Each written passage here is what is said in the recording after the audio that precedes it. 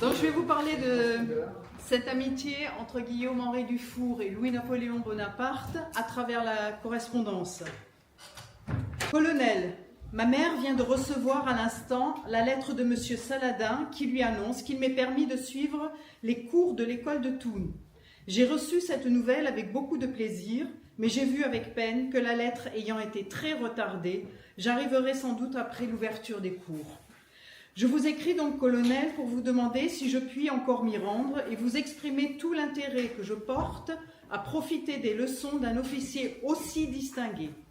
J'attends avec impatience votre réponse et je me mettrai en route dès que je l'aurai reçue. C'est par cette lettre que débute une correspondance qui liera deux hommes pendant près de 50 ans.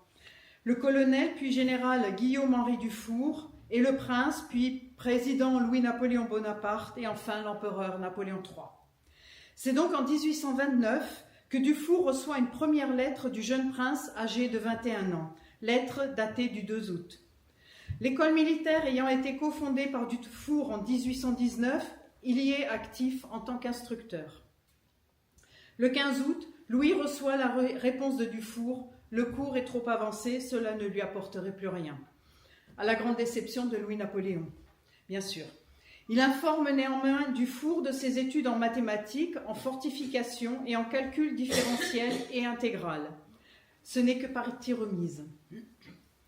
Ayant passé comme chaque année l'hiver en Italie avec sa mère Hortense de Beauharnais et de retour en Suisse au château d'Arenenberg à la mi-juin 1830, Louis contacte Dufour dès le lendemain de son arrivée et lui renouvelle sa volonté de participer à ses cours. De juillet à septembre 1830, Louis-Napoléon fait partie de la première division en tant que volontaire. Dufour écrit à son épouse « J'ai trouvé à Thun le prince de Saint-Leu qui m'attendait. Nous avons fait connaissance et n'a pas vécu assez longtemps dans les grandeurs pour ne savoir pas se plier à notre manière de vivre. Il s'y est mis en entier. Il est logé très modestement, n'a avec lui qu'un vieux soldat pour domestique et se montre très désireux de travailler et d'apprendre. Il règne sur sa figure un air de mélancolie qui intéresse en sa faveur.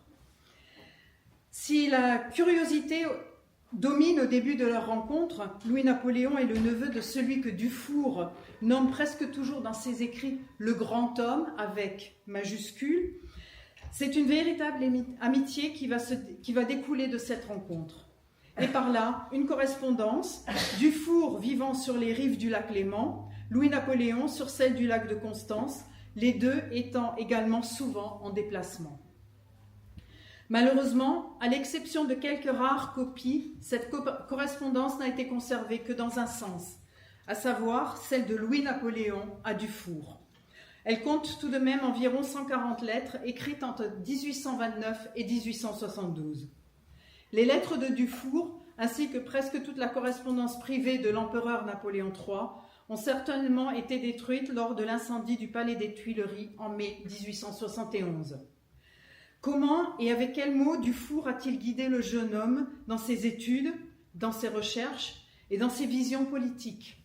Difficile à dire.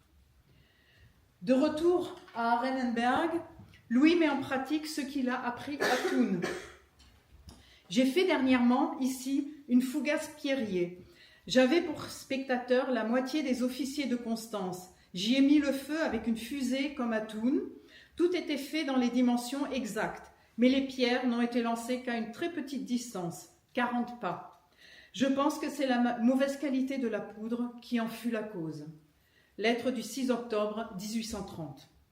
Les cours de Thun deviennent alors des cours par correspondance, diffusés par un homme qui est déjà devenu un ami. Ainsi, Louis-Napoléon le lui écrit dans sa lettre du 15 octobre 1830. « Vous êtes bon de penser à moi et de me parler de votre amitié. Ah, quand on a des amis comme vous, on ne peut plus regretter les grandeurs, car sur le trône, on n'a pas d'amis. Vous avez aussi voulu contribuer à faire révoquer l'injuste arrêt qui nous exile, je vous en remercie, mais je crains que tout le monde n'y échoue. » C'est la première, mais ce n'est pas la dernière fois que Dufour prend le parti de la famille Bonaparte ou de Louis-Napoléon pour les soutenir ouvertement et publiquement. Lors de son séjour à Rome pendant l'hiver 1830-31, Louis écrit à Dufour le 22 décembre qu'il suit ses conseils et rédige un résumé de toutes les maximes qui se trouvent dans les ouvrages de l'empereur et dans ceux de Jomini. Je compte sur votre aimable obligeance et vous prie de bien vouloir joindre également l'ouvrage que vous jugez le plus approprié pour acquérir des connaissances précises sur l'administration d'une armée et les moyens de son approvisionnement en temps de guerre.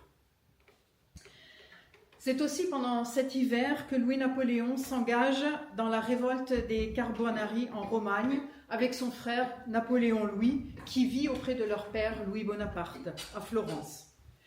L'aîné décède de la rougeole le 17 mars 1831. Louis fuit avec l'aide de sa mère pour rentrer au domaine d'Arenenberg en passant par la France et l'Angleterre. Arenenberg est désormais leur résidence à l'année. Au cours des années suivantes, toutes les lettres sont envoyées depuis Arenenberg. Les conversations portent sur des événements politiques tels que les soulèvements en Romagne ou en Pologne contre le tsar de Russie. Dans une lettre du 17 février 1832, il écrit « 16 officiers polonais viennent de passer par Constance. On les a reçus à merveille. Nous les avons reconduits jusqu'à Schaffhouse. Jamais je n'ai vu de scène plus touchante. Nous pleurions tous, excepté les Suisses, qui à Schaffhouse et à Stein se sont comportés comme des cochons. Je vous demande pardon de l'expression. » Dans cette lettre, Louis demande pour la première fois à Dufour de lui faire une course. « Voudriez-vous avoir la bonté de me commander chez le bijoutier Bott 2 petits aigles en boutons de chemise, pareils à ceux que M. Pictet lui fit faire pour moi il y a 2 mois. Je vous demande pardon de vous donner cette peine. » Il y aura beaucoup d'autres demandes de ce genre, non seulement de la part de Louis-Napoléon, mais également de sa mère. Louis-Napoléon se penche aussi sur des questions militaires dont il discute avec Dufour. En novembre 1832, par exemple, ils évoquent la défense d'Anvers. Cela peut surprendre, mais Louis a lu à ce sujet dans le mémorial de Sainte-Hélène d'Emmanuel de Lascaz. Louis reprend l'idée de son oncle pour la transposer à la France. Je pense d'abord énumérer les avantages d'avoir 5 ou 6 grandes places fortes au lieu des 90 que possède la France. Je suppose la France ayant ses limites naturelles. Ces villes seraient non seulement un centre pour toutes les opérations militaires, mais elles auraient encore l'avantage d'être de petites capitales qui diminueraient l'influence de Paris et ne feraient plus dépendre le sort de la France de la prise de sa capitale. Ce qu'il y a encore de difficile, c'est de rendre une place forte capable de résister 1 an à son ennemi, pourvu de tous les moyens d'attaque. Il demande l'aide de Dufour. Voilà en peu de mots mon projet que je n'ai pas encore bien calculé, mais que je vous explique tant bien que mal, afin que vous redressiez mes idées dès le commencement si elles sont fausses. Vous voyez, colonel, que je compte sur votre amitié et que je j'use de tout le droit que vous m'avez donné de vous demander des conseils. Dufour lui envoie alors son traité sur la défense des places militaires. Il s'agit peut-être de son livre « De la fortification permanente » qu'il avait publié en 1822. Le 30 avril 1832, Louis-Napoléon est nommé citoyen d'honneur du canton de Turgovie. Le 7 novembre de cette même année, il écrit à Dufour « J'aurai le désir d'entrer dans les cadres de l'armée suisse. Je m'adresse à vous pour savoir votre avis et pour vous prier de faire les démarches nécessaires dans ce but jusqu'à mon retour. Je voudrais surtout être officier d'artillerie, mais j'ai même un petit château en Espagne qui serait de demander une demi-batterie que j'entretiendrai et que je ferai manœuvrer à mes frais dans ce canton. » Pour cette distinction et malgré le soutien de Dufour, il lui faudra attendre 2 ans, mais le 13 juillet 1834, il peut enfin annoncer à sa mère « Je vous écris un mot pour vous annoncer que je viens de recevoir du gouvernement de Berne le brevet de capitaine d'artillerie, entre parenthèses, honoraire. Cette manière flatteuse de répondre à ma demande me fait d'autant plus de plaisir qu'elle me prouve que mon nom ne trouvera de sympathie que là où règne la démocratie. » Là, j'aimerais faire une parenthèse par rapport à ce qu'a dit Éric Anceau hier dans sa communication. il a dit que Napoléon III avait été suisse. Et cela est faux. Napoléon III n'a jamais été suisse. Il était citoyen de Sallenstein, c'est la commune au-dessus d'Arenenberg. Il a été fait citoyen d'honneur du canton de Turgovie. Et là, ça a été quelque chose d'exceptionnel parce que le canton voulait le faire citoyen du canton. Mais lui, il a refusé et il a dit qu'il prendrait une citoyenneté d'honneur, mais pas la citoyenneté. Et ça a été quelque chose de nouveau pour le canton. Ils ont dû en discuter entre eux pour pouvoir autoriser cette forme de citoyenneté. Et c'est pour ça qu'il ne peut être que capitaine d'artillerie honoraire de l'artillerie bernoise. Sinon, en tant que Suisse, il aurait été capitaine d'artillerie. Voilà, je ferme ma parenthèse sur ce sujet.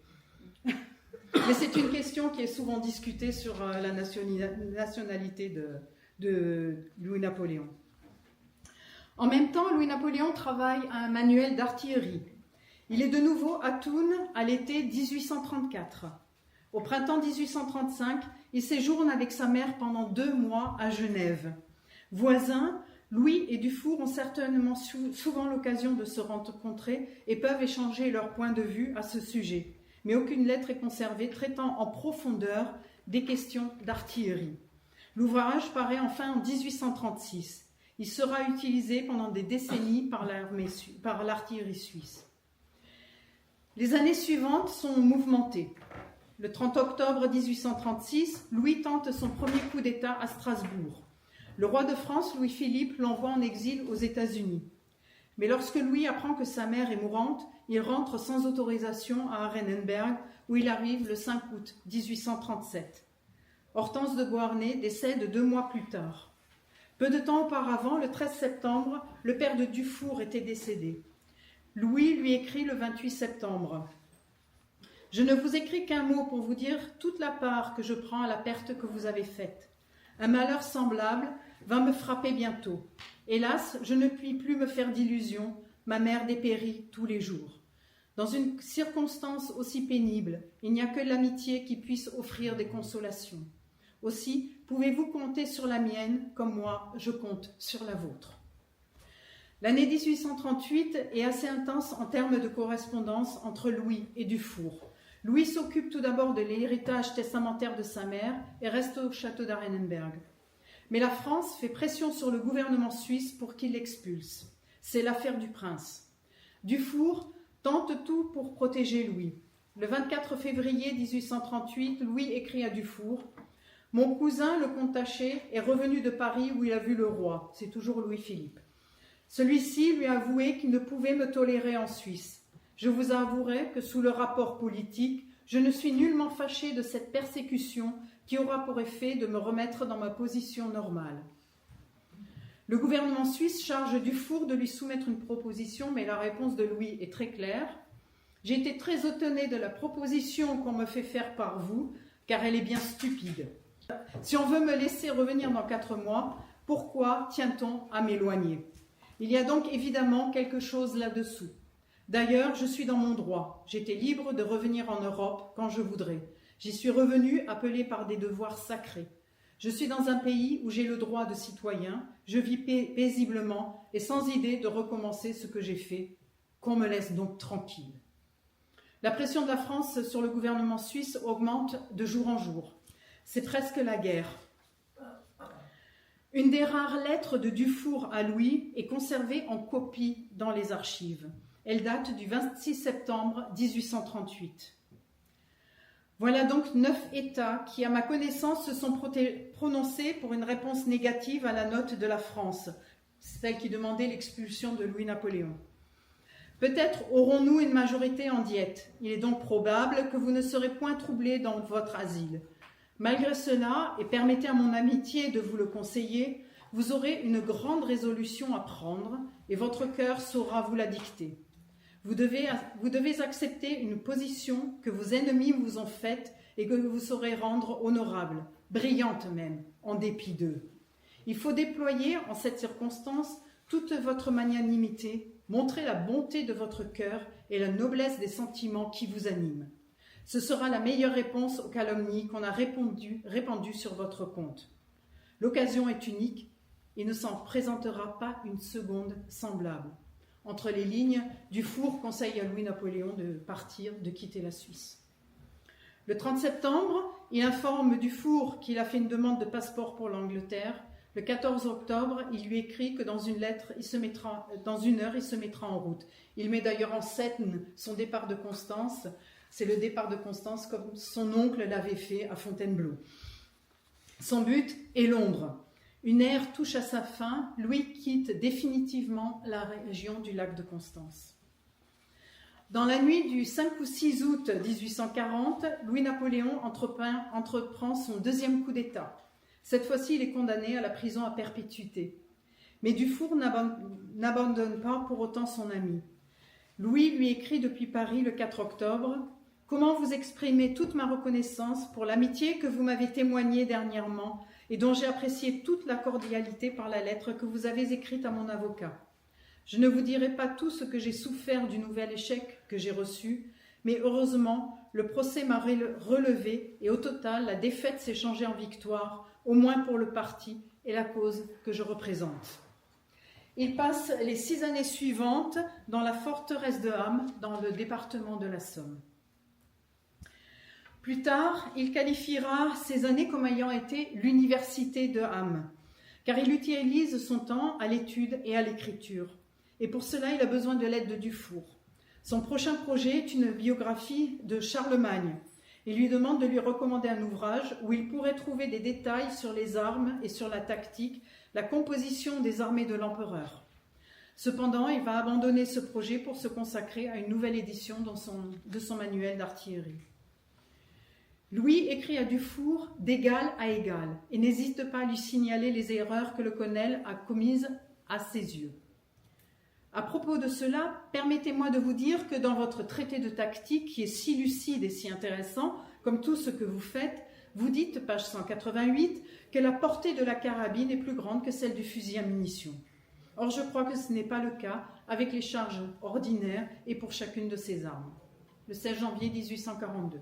Ou bien, je suis très occupée de mon ouvrage dont la première livraison paraîtra dans 6 semaines ou 2 mois. Il s'agit de son étude sur le passé et l'avenir de l'artillerie qui paraîtra à partir de 1846.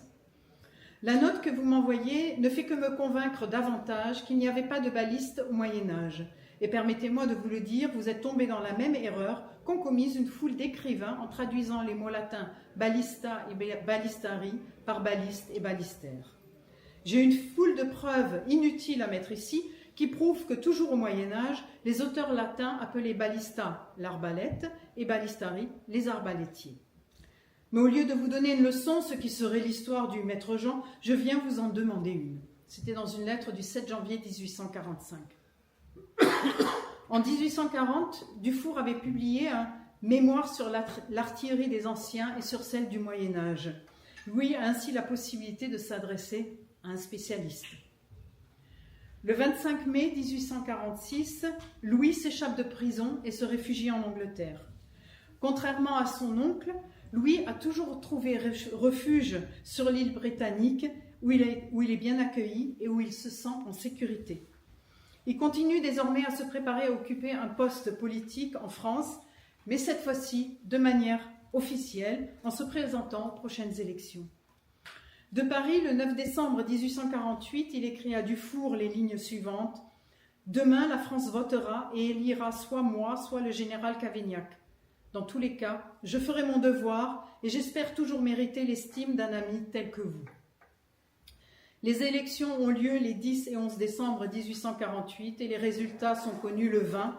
Louis-Napoléon Bonaparte est élu pour 4 ans avec 74,2% des voix. Dès le 12 mars 1849, le président nouvellement élu de la Deuxième République écrit à son ami « Mon cher général, je veux vous dire quelques mots d'amitié et vous annoncer que dans peu de jours, je vous enverrai la croix de commandeur comme une preuve de mon amitié et de ma haute estime pour votre si honorable caractère et votre carrière si bien remplie. » Le 25 janvier 1866, suivra le grand cordon, maintenant octroyé par l'empereur. C'est avec grand plaisir que je vous envoie le grand cordon de la Légion d'honneur, car je sais que personne n'est plus digne que vous de le porter. Recevez-le comme une preuve de ma haute estime pour le vétéran de l'Empire, pour l'illustre général de la Confédération helvétique et comme un gage de mon affection pour un des plus anciens amis de ma jeunesse. Désormais, la plupart des lettres ne sont plus écrites par Louis-Napoléon, il les dicte. Mais il ajoute toujours quelques mots, quelques lignes à la fin de sa main. Cependant, elles se font de plus en plus rares. Le roue du destin continue de tourner. Fin novembre 1852, lors d'un plébiscite, le peuple français se prononce en faveur du rétablissement de l'Empire. Le 2 décembre 1852, jour anniversaire du couronnement de Napoléon Ier en 1804 et de la victoire d'Austerlitz en 1805, Louis-Napoléon devient empereur des Français sous le nom de Napoléon III. Fin janvier 1853, il épouse Eugénie de Montijo. Le 16 mars 1856, il devient père d'un garçon, Napoléon Eugène Louis. La politique, tous les travaux mis en œuvre, les voyages d'État, l'agenda est rempli et ne lui laisse plus beaucoup de temps pour écrire à son ami, excepté pour le remercier de ses vœux pour la nouvelle année et lui transmettre les siens, ainsi que ceux d'Eugénie. Si les lettres se font plus rares, les rencontres vont en revanche être plus fréquentes, et là, c'est grâce aux écrits de Dufour que nous avons l'occasion de vivre cette amitié entre les deux hommes. En janvier 1849, en avril, puis en novembre-décembre 52, en 55, 56, 60 et de nouveau en 68, Dufour séjourne à Paris. Parfois, ces séjours durent 4 à 5 semaines. Comme Dufour le raconte dans ses notes biographiques, les deux hommes ont souvent l'occasion de se promener, bras dessus, bras dessous, dans les jardins des Tuileries ou de l'Élysée. Presque chaque jour, Dufour est invité à déjeuner, à dîner, à aller au spectacle avec son ami. En 1861, Napoléon s'est attelé à un nouveau projet de livre, une biographie sur Jules César, pour laquelle il a besoin de l'aide de Dufour. Je m'occupe toujours de mon histoire de César. Vous me feriez grand plaisir de rechercher sur les lieux l'endroit présumé où César établit un retranchement de 19 000 pas de longueur, depuis le lac Léman jusqu'au Rhône. Il est évident que ce mur ou ce retranchement devait être sur la rive gauche, puisque César dit que, voulant passer le fleuve à la nage ou sur des radeaux, les Helvètes en furent empêchés par le retranchement qu'il avait fait élever. Peut-être retrouverait-on encore quelques traces de ce retranchement, puisque à Alésia, on a découvert les fossés de César encore très bien conservés. Je désirerais surtout que sur un morceau de la belle carte que vous avez faite, vous puissiez m'indiquer l'emplacement de ce retranchement. Une lettre du 7 septembre 1861. 2 des 3 volumes vont paraître de son vivant, le 3e posthume, sous la plume de l'archéologue et officier français d'origine suisse d'Arborn, sur les rives du lac de Constance, Eugène Stoffel. C'est lui aussi qui ira sur place et rencontrera Dufour pour les recherches. Les années passent. Le 30 janvier 1867, Napoléon écrit à Dufour.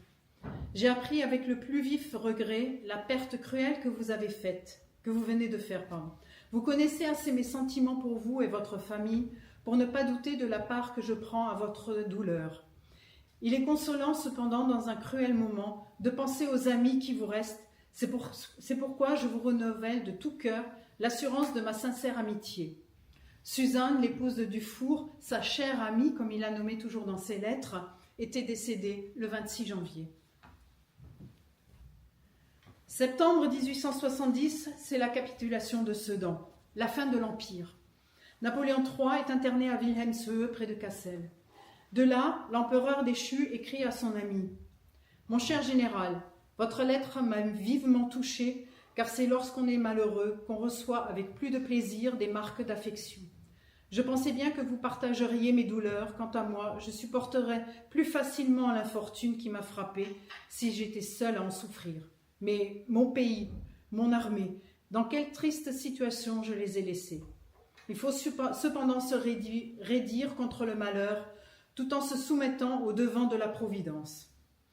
La nécessité d'avoir des amis dans le malheur, ce sont des mots que Louis-Napoléon écrivait déjà dans les premières années de leur rencontre. D'Angleterre, où il vit désormais en exil avec son épouse et son fils, Napoléon écrit à Dufour. Cause, le 30 août 1872, « Mon cher général, vous savez combien vos lettres me font plaisir, aussi n'ai-je pas besoin de vous dire l'accueil que j'ai fait aux vœux que vous m'exprimez pour le 15 août. Quoique l'état des choses est peu encourageant, j'espère néanmoins que vous vivrez encore assez longtemps pour voir notre pays sortir de l'état de confusion et d'abattement où il est plongé. Nous sommes ici au bord de la mer, dans l'île de Wight, où la belle nature nous console de l'inconstance des hommes. Recevez la nouvelle assurance de ma sincère amitié, Napoléon. » C'est la dernière lettre qu'il a écrite à son ami. Charles Louis-Napoléon Bonaparte, Napoléon III, décède le 9 janvier 1873 à Chislehurst, en Angleterre. Et ce qui est intéressant, en haut à gauche, vous voyez Arenenberg. Dans le brouillon de ses notes biographiques, Dufour écrit « La mort de l'empereur Napoléon III, arrivée en janvier de cette même année 1873, avait été pour moi un coup bien terrible. Mes rapports avec lui avaient été si affectueux, si intimes. » 3 points d'exclamation. Guillaume-Henri Dufour décède le 14 juillet 1875 aux Eaux Vives à Genève. Ces lettres de Louis-Napoléon Bonaparte sont depuis la fin juin de cette année accessibles en ligne. Elles étaient déjà consultables sur le site de la Bibliothèque de Genève, mais maintenant elles sont transcrites et avec des commentaires. Et là, vous avez le lien que vous pouvez utiliser pour y avoir accès.